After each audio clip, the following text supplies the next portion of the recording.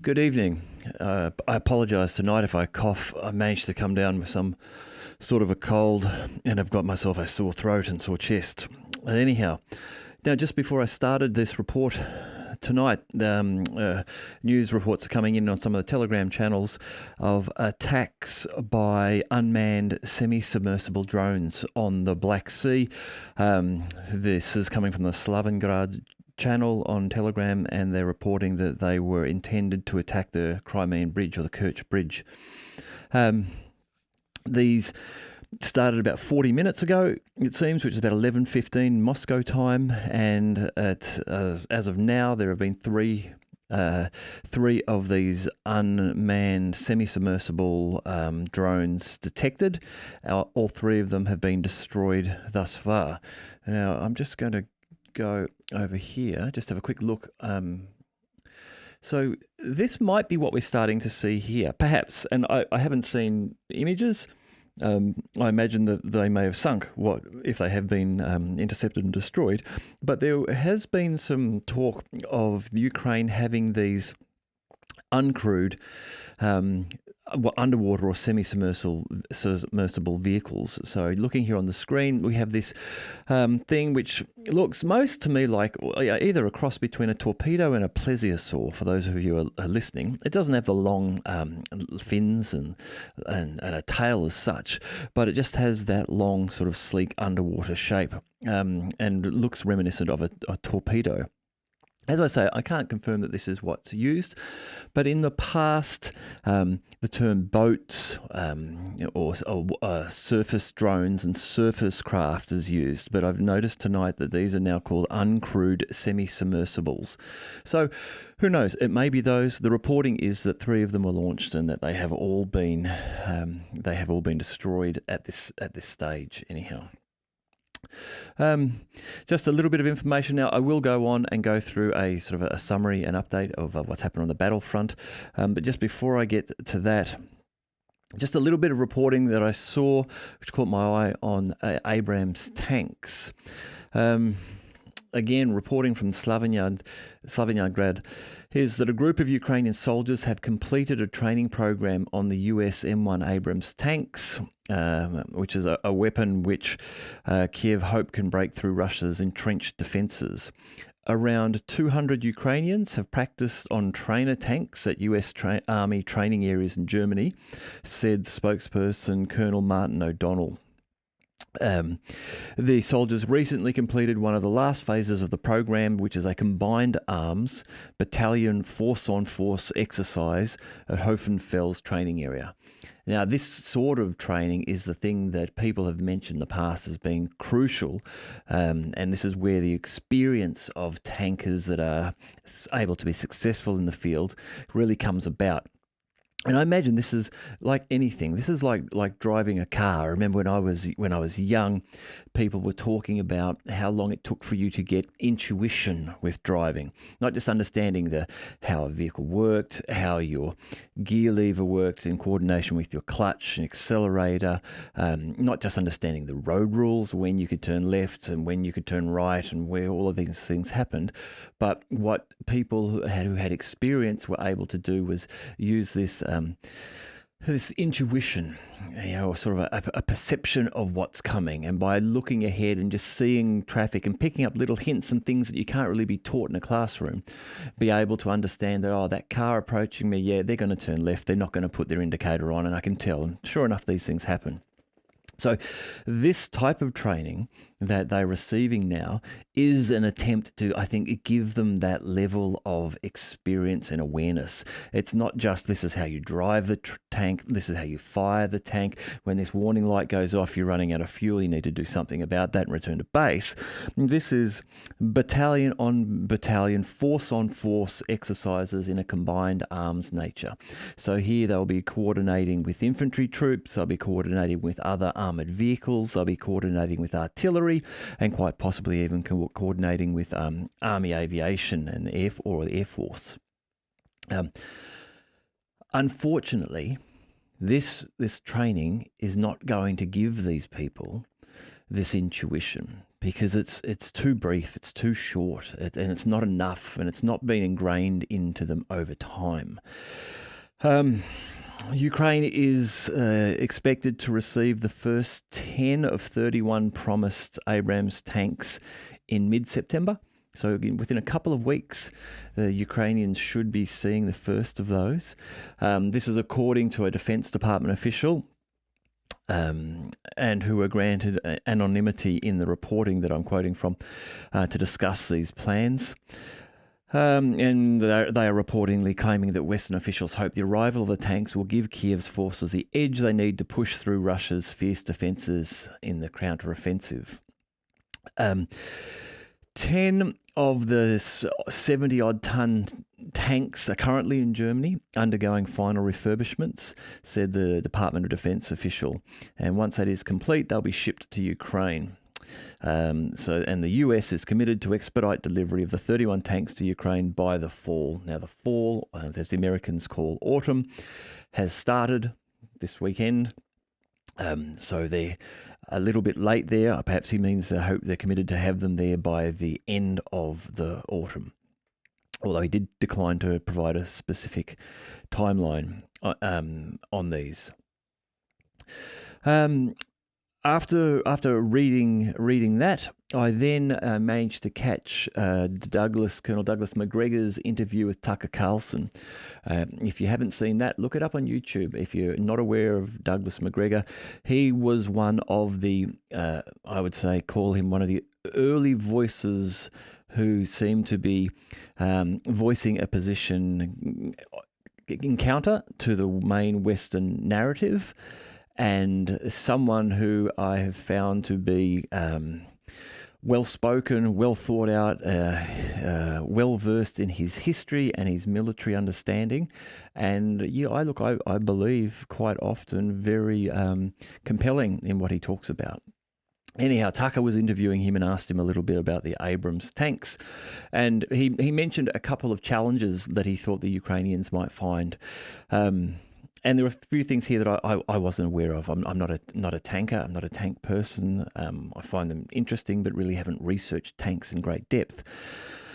But they have an active period without refueling of only about 8 hours. And this is apparently due to the type of engine they have. They have a Honeywell AGT 1500 gas turbine engine. So this isn't a petrol or diesel piston engine like you might find in your motorbike or your car, where you have pistons going up and down and a crankshaft, and petrol is exploding and pushing those pistons. No, this is like the sort of gas turbine engine that you'd find in a jet, where air is drawn in through it, and fuel is injected, and it spins a turbine. The turbine compresses air, and that's used as thrust in a jet. In the tank, it's used to drive the tank to power the tank. But these engines, I believe, need to idle at quite a high rate and consume fuel at quite a high rate, even if they're not driving around, if they are just sitting idle. So you have a period of only 8 hours before you need to refuel. So I guess if you are advancing, that means you can go forward for 4 hours, and then either you're hoping your fuel is going to catch up to you, or you're going to find fuel, or otherwise you need to stop and wait, or you need to turn around and go back 4 hours to where your fuel supplies are. Also, Colonel Douglas Macgregor mentioned that in terms of surveillance and ISR and being detected, they run hot. These are effectively a jet engine in the back of the tank. And so they run very hot, and they are easily detected via thermal sensing. So you can't really sit in an Abrams tank anywhere, and if there's any airborne detection capability, expect to not be detected because of the massive heat output of the Abrams tanks. They're also quite heavy. They're over over 60 tons, and some of the newer variants, like the M1A2, which Ukraine is not being supplied with at this stage. I think the M1A2 have an improved armour on them, but yet they, reached somewhere up near 66, getting close to 70 metric tons. And I imagine perhaps in battle, fully loaded with everything they needed to carry, they might be approaching 70 tons. So they're very heavy. I don't know if that might be a limitation in some of these country roads which are being used in Ukraine, where you may have crossings over creeks and rivers, over small bridges, and whether they are capable of supporting weights of this heavy. Now they may be, but I can imagine that that would be something you might have to work out in advance. It could impact your planned route to get to battlefields if weight was going to probably a problem for you. Now, just before, one last thing that I noticed again, which I think I might start to pivot it. Some of you who are following the channel might know that I've started doing some videos focused solely on Africa and what's happening there. I think that's going to grow into an area of news that will warrant its own shows, or these will end up being 2 hours long, which I often don't have the time to do at this stage. But I may also have to start doing some around China and Taiwan. The Biden administration has just approved an $80 million package for Taiwan, which is package comes within the framework of the State Department's Foreign Military Financing, FMF, which is instrumentalized when Washington wants to disperse aid to a sovereign country. So while the US is struggling with troubles at home, I mean, it's got many different crises going on at the moment. In the United States, it's very liberal policies. You see things now every day on Twitter and YouTube where people are breaking into stores and stealing goods. And as long as the goods they've stolen amount to a less than, I think, a number of $900, then they won't be prosecuted. The police won't really turn up for that sort of shoplifting. They've got a large problem, it seems, with prescription drugs and fentanyl. Lots of challenges there at home. Biden's coming under a lot of heat for the response to the fires in Maui, in Hawaii, where reportedly there is a death toll confirmed of 150 people, but reports that there may be many, many more people who have not been accounted for, and many of them may be children. Anyhow, so with that going on, with Niger ceasing to export gold and uranium and impacting France and other Western nations, with a second coup in Gabon happening within about the space of a month. Then, of course, with the Ukraine conflict going on, with all that happening, the Biden administration has approved military aid to Taiwan, which is only going to annoy and inflame the situation there with China. So as I say, I might do a separate video on that and just come to that more. But again, it was something which I think I might just raise here. Interesting, and I think we'll hear more about this in the future. For the battle update, the battle update is going to be a little bit different today. The Ministry of Defense, Russian Ministry of Defense, has provided today some unusually a weekly summary of what has happened in the last week. And I was debating whether I would read it out because I normally do the daily one. However, I think actually reading the summary and the totals over a week does give an indication which is possible to miss on the day-by-day. On the day-by-day, when we talk about the number of men reportedly lost, you see a number of 120 or 130, and you think, okay, maybe that's it. But when you start to sum these numbers up, as this report does over the course of a week, you begin, again, if we assume that these numbers are correct, if we assume that they are accurate, you start to get a sense for what the real loss is on a weekly basis, and then in your own mind you can begin to multiply that out to a monthly basis, and every 3 monthly or quarterly basis. Okay, from the 25th of August to the 1st of September 2023, This is the Russian Ministry of Defense reporting. The armed forces of the Russian Federation launched 5 group long-range naval and airborne high-precision strikes at Ukrainian command posts, radio electronic reconnaissance centres, port infrastructure, ammunition and Western weaponry depots, as well as military airfields. The strikes disrupted Ukrainian strategic radio interference system control, which I'll just come back to in a moment, and wiped out workshops of uncrewed surface vehicles used by the Kiev regime to launch terrorist attacks, air defense systems, multiple launch rocket systems, hardware, as well as Western-made air-launched weapons. There's a couple of interesting things in here. The Western-made air-launched weapons. Now, while I didn't hear about this particular strike in detail, this is reminiscent of the strike that was made about 2 weeks ago in the Khmelnytsky area of Russia, on an airfield there. This is an airfield which allegedly is one of the airfields which routinely houses Su-24s, and the Su-24s are capable or have been modified to carry and launch the Storm Shadow. And now this attack was actually maybe about 4 weeks ago, back near the start of August, around the 5th or 6th of August. And what was interesting about this attack was that there were a lot of planes, big Tupolevs up in the air, and we knew that missiles were going to be launched. Then there was reports of the Khmelnytsky air base had been struck, and then photographs came out, and the photographs didn't indicate lots of burning aircraft or lots of damage done to multiple areas of the airfield. However, there was some supplementary reporting that from the local area, large explosions had been heard. What the theory is there, that the attack wasn't against the Su-24s that were housed at the airbase. The belief is it's actually quite difficult to hit the Ukrainian planes on the ground.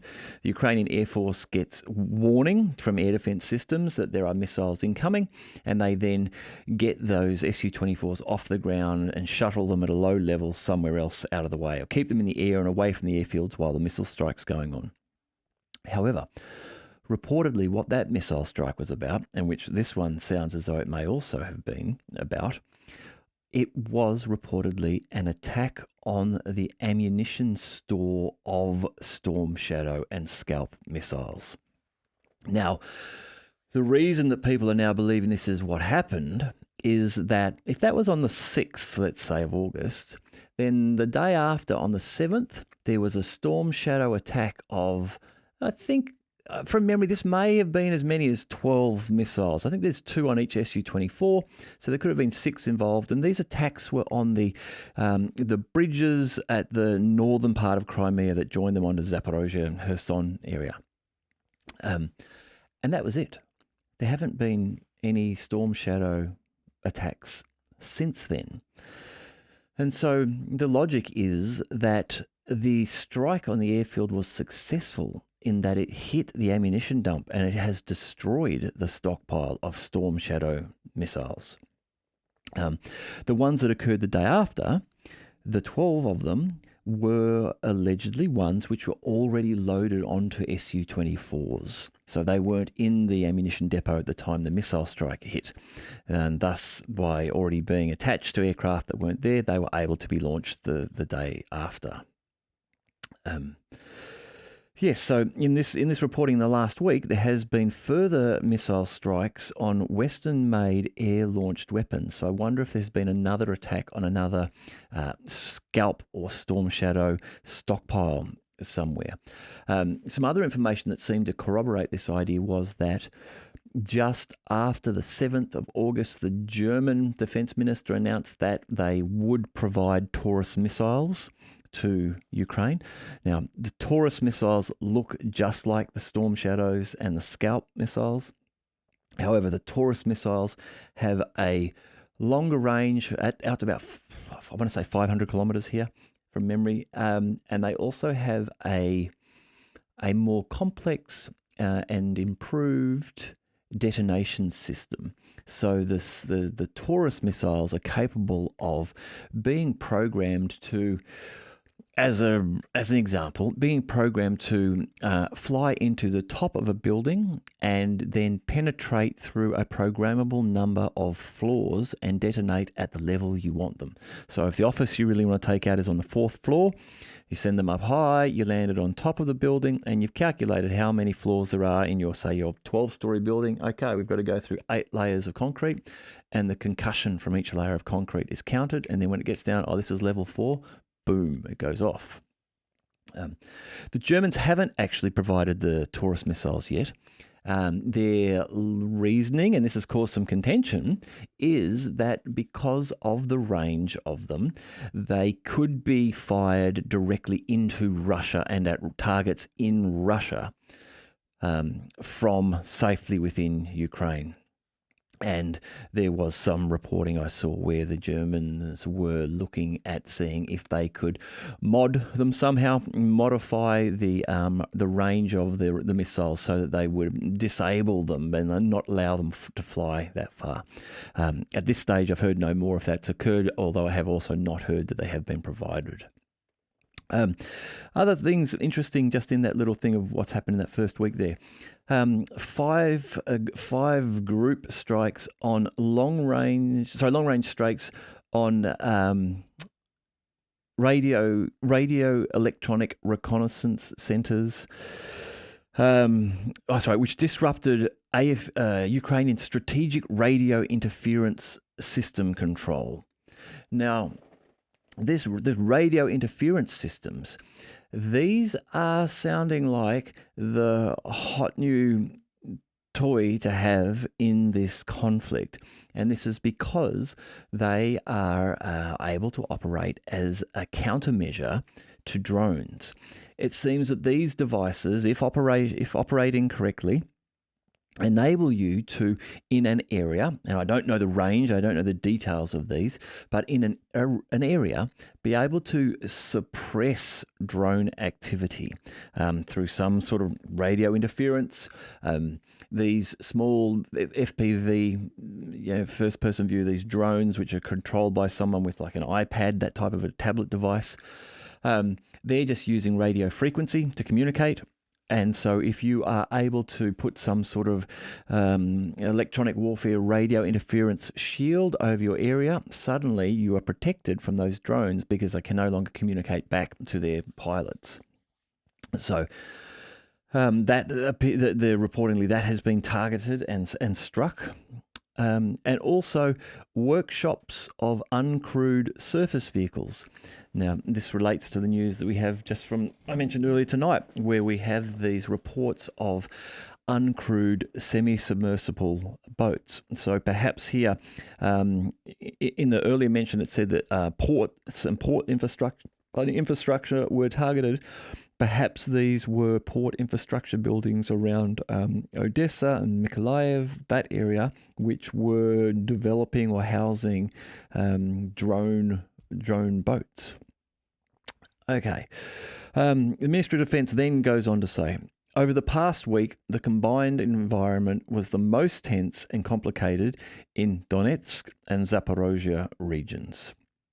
In Zaporozhye direction, the armed forces of Ukraine attempted to launch 44 attacks at positions of the Russian forces. Over the past week, more than 960 Ukrainian troops. Now, this is where, as I say, when you start to sum this up over a week, these numbers start to become very large and you get a scale of the real fighting. So this is in the Zaporozhye area. So in one area, over the last week, more than 960, so almost 1,000 Ukrainian troops being reported as having been killed or wounded. 24 armoured fighting vehicles of different modifications or types, 28 motor vehicles, and 45 field artillery guns have been neutralised. Again, I've reported over the last couple of weeks that we're seeing, it seems, more and more that the Russians are targeting and engaging Ukrainians in artillery battles, attempting to take out these artillery pieces, attempting to take out the counter-battery radar of the Ukrainians, which support the Ukrainian artillery teams by allowing them to detect where the Russians are firing from and then direct their return fire back at those Russian artillery locations.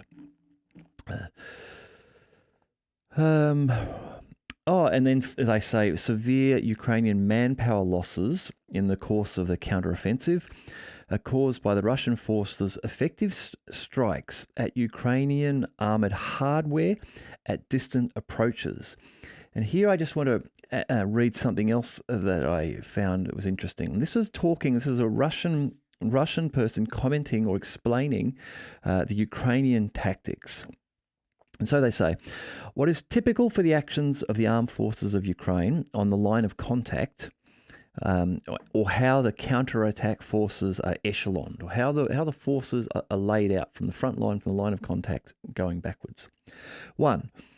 Directly at the forward positions on the line of contact and strong points at a distance of up to 1 to 5 kilometres, the immediate rear area, up to 15% of the personnel are located. As a rule, these are not assault groups. These units ensure the deployment of assault detachments to the front, conduct surveillance and aero-visual reconnaissance. So front line, the first 1 to 5 kilometres from the line of contact front line, 15% of the personnel are located, and these are not typically assault groups. So these groups are instead there to help deploy the assault groups when they come in from the rear and conduct surveillance and reconnaissance, and so provide information back to allow the formation of assault forces and then for them to be directed where they need to go. So then that's echelon number 1. Number 2, at a distance of 5 to 10 kilometres from the line of contact. At strong points and in shelters, mainly in forest belts. Now, this is something which has been very, very typical of the fighting we've seen in Ukraine due to the area that the fighting is occurring in. Most of it, until it reaches a city, is over farmland. Ukraine, the breadbasket of Europe, it is fertile farming land. I've commented a few times, if you look at some of the video footage of Ukrainians or Russians in trenches, if you see them walking through their trenches, in some cases you can see it's 4, 5, 6 feet deep. The trenches have been dug out of beautiful, rich soil. Like, it's an incredible amount of topsoil. So no wonder it's such good fertile ground for growing. So in these forest belts, you will see there are paddocks, farmland laid out as it always is in these large squares, and quite often with a road running down, and on one side of the road it will be forested. There'll be a forest belt. Those forest belts work as they do a number of things. They work as protection for crops, for particular crops. They'll provide some sort of wind protection, perhaps from the prevailing winds. They also will provide some sort of shade and shelter for stock, if depending on what you're running in the paddocks there. But you will see lots of this if you look at drone footage of the battlefronts. Flat paddocks in various states of being fallow or being having been ploughed and being worked, and then these tree lines, forest belts area running around some of these paddocks. So at a distance of 5 to 10 kilometres at strong points and in shelters, mainly in forest belts, up to 35% of the manpower of the units is located. So this 35% is there. They form the basis for the formation of groups of consolidation, evacuation, tactical reserve of assault detachments. So again, even the second echelon, you've got people managing evacuation from people from the front line. They are tactical reserves for assault detachments, but not the assault detachments themselves. So then, layer 3 of the echelon. In the rear areas, at a distance of up to 15 kilometres from the front line, the remaining 50% of the personnel of the units are located. This area is used for placement of stationary objects and often consists of buildings. It is on their basis that assault detachments are formed. So back here is where you would have your reservists, your new troops being brought from completion of training far in the rear in the west of Ukraine, and the cities being brought to this rear echelon, 15 kilometres or more away from the front line, out of the range of some artillery and MLRS systems and that sort of thing. Most of the time, that would be your intent.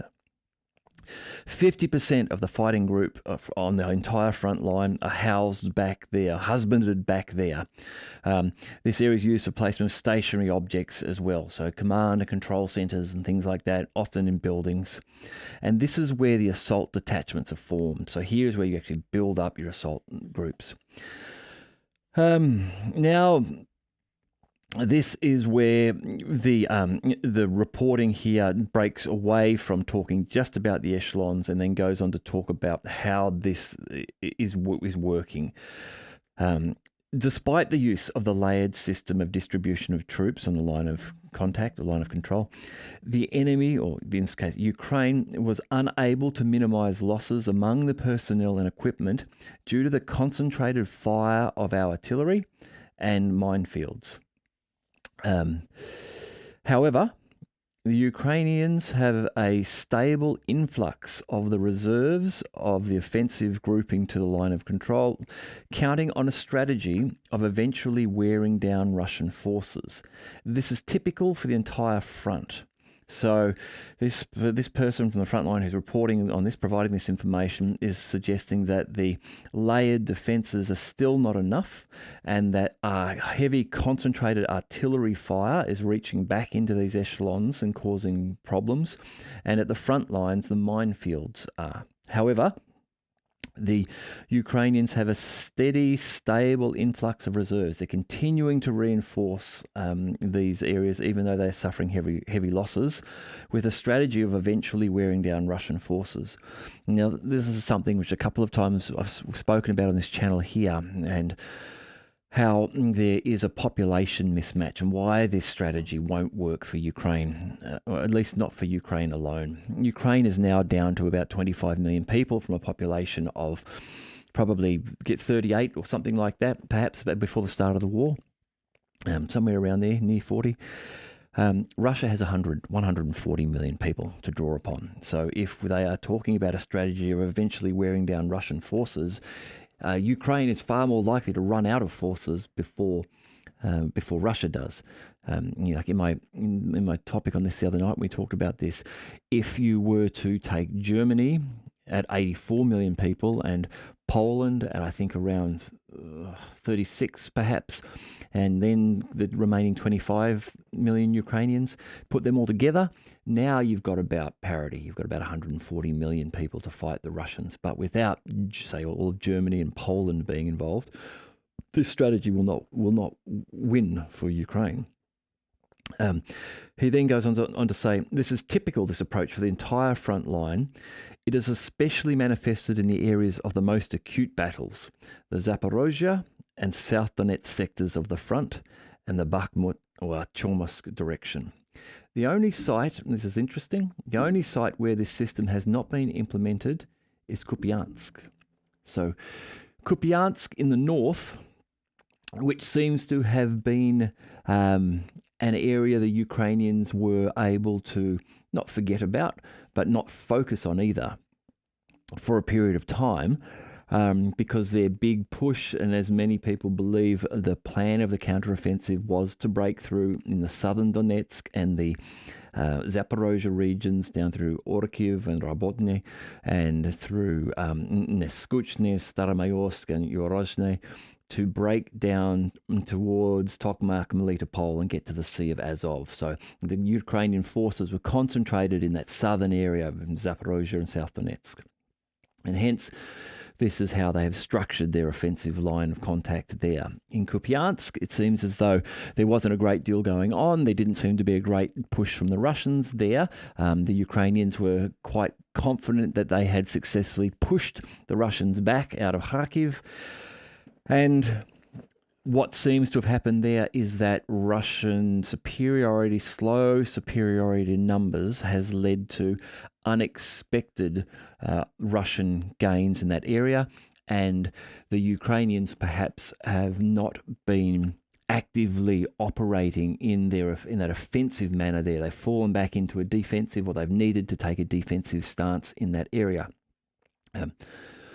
This is an area where we have seen large evacuations, reports of evacuations of 11,000 people from 50 or 60 small settlements and hamlets and villages around the Kupiansk area there. So now going back to the weekly update from the Ministry of Defence, and just cutting back in there where we were. We had been talking about the Zaporozhye region, where they had suffered 960 troop losses and 24 armoured fighting vehicles. It then goes on to say the Ukrainian Formation Command purposefully throws manpower in assaults as cannon fodder to cross Russian minefields on foot with no fire support. Ukraine, we have seen from video reporting, have tried a number of different tactics to try to deal with the Russian minefields, to try to deal with the Russian air superiority on the front line, to try to deal with the mismatch in artillery and shells that the Russians hold over the Ukrainians. But I think perhaps more importantly, and still not successfully, trying to deal with the changing nature of war, which is the introduction of drones to this war. Both those of a surveillance nature, which means if you are approaching the front line in a tank or an armoured vehicle, the reports from the front line are that there are drones everywhere. There's a drone for every person, is how it feels. And so if you're approaching, you are no longer approaching in any sort of undetected mode. People are aware that you are coming, and they are training their artillery on you. Hence, we have seen after the initial push into from Orkiv into Robotne, and at the start of the offensive in June, the loss of the Challenger tanks in that area. A change of tactic after that, where we would see Ukrainian armoured vehicles racing to the front in an area which had either been demined or they believed wasn't mined, racing to the front, dropping or disgorging their assault forces close to Russian positions, and then turning around rapidly and getting out before they were destroyed by anti-tank missiles or artillery. There has also been a lot of reporting of this. The term is used in this conflict is meat wave attacks. It's not a particularly pretty connotation it draws in the mind, but the meat wave attacks, small groups of men trying to attack stealthily through these forested beltways or lines along some of these paddocks and fields. With no armoured support, just themselves armoured light infantry. And this is what is being reported as happening in this area. Moving on to the South Donetsk direction, the most intensive battles took place south of Staromayorsk, which is Staromayorsk, and then to Yorozhne, beneath Staromayorsk, just south of there. Over the past week, the enemy has suffered losses of up to 1,025 Ukrainian troops, 13 armoured fighting vehicles, 26 motor vehicles, as well as 26 field artillery guns. So in this area of South Donetsk, over 1,000 reported losses in a week. And the Zaporozhye region before, it was just under 1,000. So in those two areas, reportedly the heaviest fighting areas, approximately 2,000 Ukrainian soldiers reported killed and wounded in the last week of fighting. And 26, and what do we have here in terms of artillery? 45 pieces in Zaporozhye, 26 in the southern Donetsk area. So 60, 70 artillery pieces in a week, 10 a day. That's in those two areas. In Donetsk direction, Numerous attempts of the Ukrainian Solidar group of troops to break through Russian defences near Klishchiivka have been foiled. During the week, the Russian forces repelled 36 attacks in which the Ukrainians have lost up to 2,385 Ukrainian troops, 30 tanks and other armoured fighting vehicles, 75 motor vehicles, and 21 field artillery guns. So the Donetsk area, this will be including Bakhmut, Artyomovsk, which has been a city which Ukraine will not give up on. They will not stop fighting for Bakhmut. The fighting around Klishchiivka has been very heavy, and it has produced very little progress for the Ukrainians over the last 2.5 months. Klishchiivka is just south of Bakhmut, and a successful advance on Klishchiivka would allow the Ukrainians access and at least some cover, perhaps in access, because there does seem to be a raised rail line which then runs from Klishchiivka up into the south of Bakhmut. But 2,385 reported Ukrainian troops lost in Donetsk in the last week. In the Kupiansk region, up north, where the Zapad group of forces are fighting, they have been improving their tactical situation by seizing enemy strongholds and key heights. Over the past week, the Ukrainians have suffered losses of up to 470 troops, 22 armoured fighting vehicles, 21 motor vehicles, as well as 18 field artillery guns. So that's 70 before, plus 18 here, plus another 21 there, 40. That's about 110 artillery pieces in a week. And then in Kherson, in the Kherson region, the south, pardon me, the main goal of Russian troops was to deliver strikes at Ukrainian manpower, engage in counter-battery warfare, search and eliminate sabotage and reconnaissance groups, as well as impede enemy amphibious assaults on islands. Now, the Dnieper River down at Kherson is an old river which has been broad in the past, and now, unlike some rivers which are just a clear cut at one river with banks on either side and land on either side, with the Dnieper on the eastern side, or the left hand side as you travel down the river, the side which the Russians are on. The river actually spreads over away from its main channel to form fingers of rivulets which run through and form islands. Now, these islands, some of them are densely treed. Some of them seem to be more, more open and sparse in terms of foliage. But there are many of them, and there have been reports for quite a time that the Ukrainians appear to have better control over these island areas and are often using them not for positioning troops, but getting onto the islands and using them to place repeaters, Wi-Fi, wireless repeaters, radio repeaters for their drones. So by getting them out in front, they can fly their drones further, their signals picked up by the repeater, and they're able to then send their drones further out over the Russians. So in Kherson region, it seems the Russians have been trying to stop and the search and eliminate the sabotage and reconnaissance groups.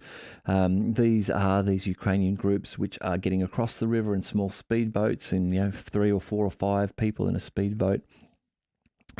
We showed that video a month ago of that morning footage. It looked like just before dawn of a group of Ukrainian soldiers getting off a dock very quickly into a boat and then just booting it out of there, all guns blazing. It was a very dramatic piece of footage, but that was one of those small special operations groups had gone in over the water, got in, done some damage, but then the Russians had detected them and they were getting out as quickly as they could. In this area, the enemy has lost up to 230 troops, 31, this is Kherson, 31 motor vehicles, and 19 artillery guns in the past week. So what's that, 130?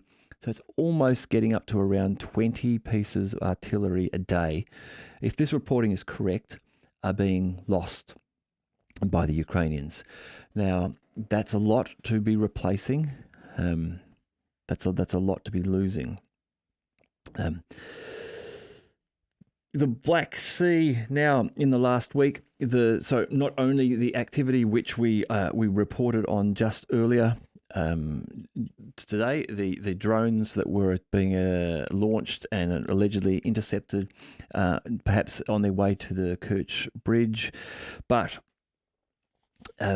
the Black Sea naval aircraft managed to foil Ukrainian special operation detachments' attempt to land on the Crimean coast to launch terrorist attacks. Russian naval aircraft neutralized 4 boats and up to 50 Ukrainian troops. In the last week, the Russian Aerospace Force fighter jets and air defense units have shot down 4 Ukrainian Air Force aircraft and 1 helicopter over the past week. Air defense and electronic warfare systems have downed 35 HIMARS MLRS shells, 6 JDAM guided bombs, 5 US-made HARM anti-radiation missiles, as well as 1 Neptune anti-ship cruise missile and 1 S-200 missile converted into a strike version. So the S-200s are an older Soviet air defense system, precursors to the S-300, S-350s and S-400s, and they have reportedly now been modified by Ukrainians to be able to operate in a land-to-land mode rather than a land-to-air mode in which they were originally designed and intended for. Finally, in addition, for this summary of the last week,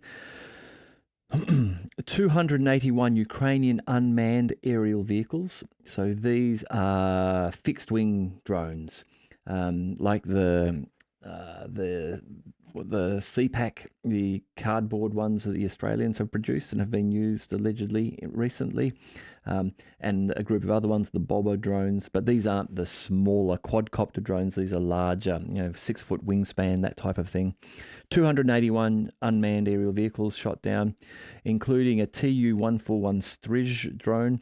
Now, the Strij drone, I've heard Alexander Mercouris speak about in the past, that they may have been some of the drones used in some of the early Ukrainian drone attacks on Russian airfields, on some of the Russian airfields quite deep in Russia. That it may have been these Strij that had been perhaps upgraded to enable them to do that. As well as 29 fixed-wing drones shot down in western regions of the Russian Federation. Okay, that's that for today's Battlefront update. I hope you're enjoying these reports. As I say, I will look to tomorrow try and put out another Africa update for those of you who are interested in what's happening in Africa, which I think is going to be a growing area of interest for us, and may look to start to put one together on China as well. But look, I hope you have a great weekend. If you haven't already subscribed, please subscribe. If you have subscribed, please tell your friends and get them to subscribe. I look forward to talking to you soon.